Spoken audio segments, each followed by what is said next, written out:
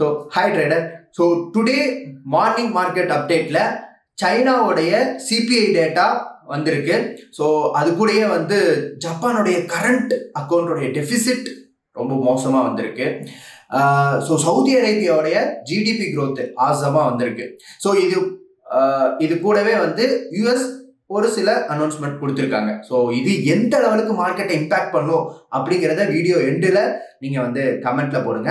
So சைனாவுடைய CBI data ஆக்சுவலாக வந்து huge drop ஆகிருக்கு. ஸோ நம்ம எக்ஸ்பெக்ட் பண்ணதை விட ரொம்ப ரொம்ப கம்மியாக இருக்கு. ஸோ டீஃப்ளேஷன் மோடுக்கு போகிற லெவலுக்கு இவங்களோட இந்த இன்ஃப்ளேஷன் டேட்டா வந்து ட்ராப் ஆகிருக்கு. 0.5% எக்ஸ்பெக்ட் பண்ணிக்கிட்டு இருந்த மார்க்கெட்டு 0.7% ட்ராப் ஆகிருக்கு. ஸோ 0.7%ங்கிறது ஹியூஜ் ட்ராப். ஸோ இதில் மேஜராக ஃபுட் இன்ஃப்ளேஷன் -3%க்கு 3.3%க்கு மேலே கம்மியாக இருக்குது. ஸோ அதே மாதிரி டிரான்ஸ்போர்ட் போக்குவரத்துடைய இன்ஃப்ளேஷனும் ஹியூஜாக குறைஞ்சிருக்கு. இந்த நியூஸ் மார்னிங்கே வந்து ஓப்பன் ஆகிருக்கு. ஸோ இது எந்த அளவுக்கு மார்க்கெட் இம்பேக்ட் பண்ணும் அப்படிங்கிறத வெயிட் பண்ணி பார்க்கலாம். ஸோ இது கூடயே வந்து யூஎஸ் என்ன சொல்லியிருக்காங்கன்னா அவங்களுடைய ரேட் கட்டு பாஸ் பண்ணுறோம். ஸோ அப்போ இன்னைக்கு தான் அவங்களுடைய இன்ஃப்ளேஷன் டேட்டாவும் வருது.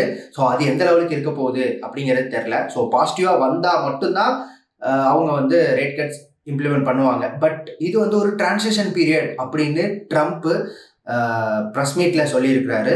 ஸோ இதனால் வந்து இவங்களுடைய ரேட் கட்ஸுங்கிறது இப்போது இருக்குமா அப்படின்னு கேட்டால் இல்லை, பாஸ் பண்ணியிருக்காங்க. ஸோ இது வந்து ஒரு மேஜர் அப்டேட்டாக மார்க்கெட்டுக்கு காலையிலேயே நெகட்டிவாக ஓப்பன் ஆகிருக்கு.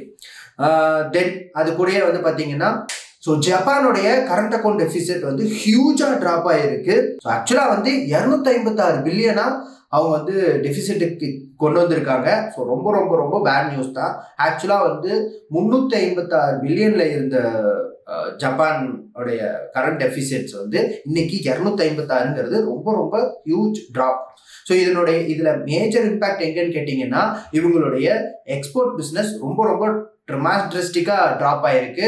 வெறும் 2% தான் இவங்க வந்து எக்ஸ்போர்ட்டே பண்ணுறாங்க. ஆனால் இம்போர்ட்ஸ் வந்து பார்த்தீங்கன்னா 17% இம்போர்ட் பண்ணுறாங்க.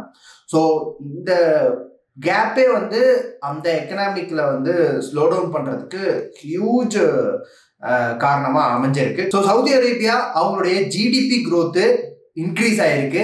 ஆக்சுவலாக வந்து 4.5% இன்க்ரீஸ் ஆகிருக்கு அகெயின்ஸ்ட் 2.8% இருந்து. ஸோ இது வந்து ஹியூஜ் இன்க்ரீஸு. ஸோ இது வந்து அவங்களுக்கு ஒரு பாசிட்டிவ் நியூஸ்